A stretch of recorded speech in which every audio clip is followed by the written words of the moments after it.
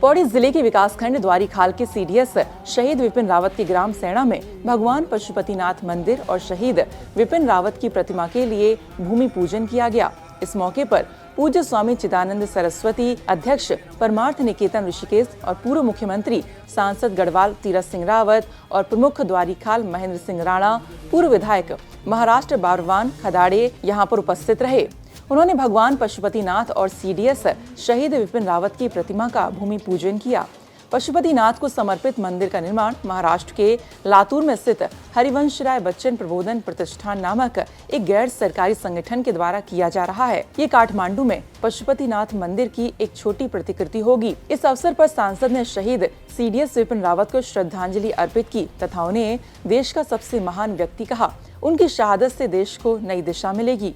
वहीं स्वामी चिदानंद सरस्वती ने कहा कि ऐसी धरती पर पशुपतिनाथ मंदिर की स्थापना हो रही है जो वीरता की धरती है। इस धरती ने एक ऐसे लाल को जन्म दिया जिसने भारत की सेनाओं को गौरव प्रदान किया है। जहां तक रही पशुपतिनाथ मंदिर की बात, तो उन्होंने कहा कि मुझे तो लगता है कि जैसे 4 धाम यात्रा के बाद पशुपतिनाथ मंदिर की यात्रा करो तो यात्रा पूर्ण मानी जाती है। लगता है एक दिन आएगा जब लोग 4 धाम यात्रा करने के बाद यहाँ भी दर्शन करने आएंगे।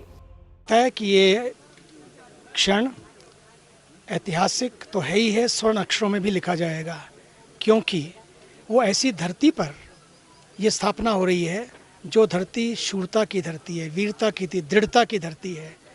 और एक ऐसी इस धरती ने एक ऐसे लाल को जन्म दिया जिसने भारत की सेनाओं को गौरव प्रदान किया, भारत की भूमि को गौरव प्रदान किया।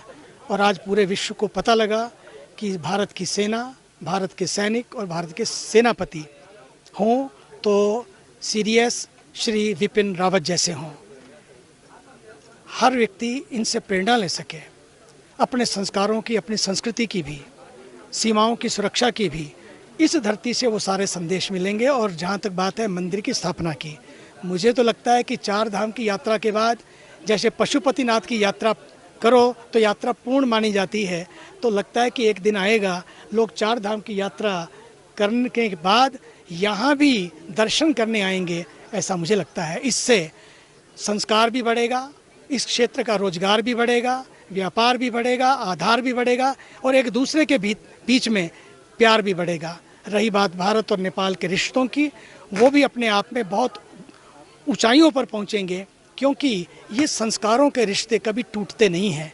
और भारत जब रिश्ता करता है ना, वो किश्तों में नहीं करता है, वो हमेशा हमेशा के लिए करता है। इसलिए इस धरती से जो होगा वो अद्भुत होगा, अलौकिक होगा, अवर्णनीय होगा।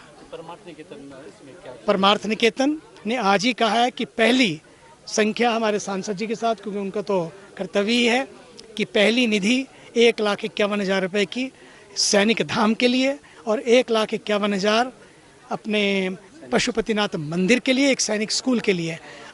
ये दोनों आ जाएंगे और साथ ही साथ ये शुरुआत है। इसके साथ लोगों को प्रेरणा भी, लोगों को लाना भी, लोगों का आना भी। और हर वर्ष 8 दिसंबर को सायंकाल गंगा के पावन तट पर उनके नाम पर लगेगा मेला और बुलाएंगे सबको वहाँ पर, जिससे लोगों के मन में अपने देश के प्रति, अपने राष्ट्र के प्रति, अपनी सेना के प्रति जो सम्मान का भाव है वो आगे बढ़ता रहे।